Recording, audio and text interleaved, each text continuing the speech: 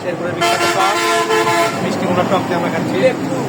বগুড়া সিডিএসের না শেরপুর সিডিএর পক্ষ থেকে আজকে কি ভোজ হলো? মোগলাই ভোজ, ছাই মোগলাই ভোজ, ঠান্ডা মোগলাই ভোজ।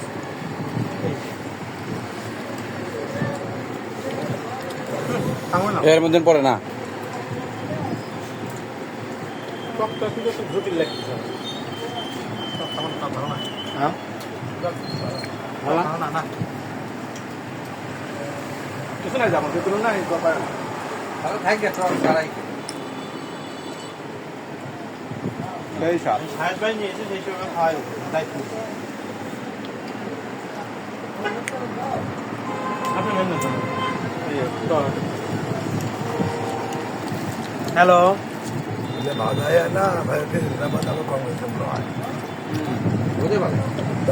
শেরপুরের বিখ্যাত হোটেল আল্লাহর দান থেকে আমরা আজকে মোগলাই নিয়ে এসেছি। এটা খাওয়াচ্ছে হচ্ছে আমাদের কপিদের বড় ছেলে সাহেব ভাই, সাহেব মোস্তাফিজুর রহমান সাহেব বরফের সামনে।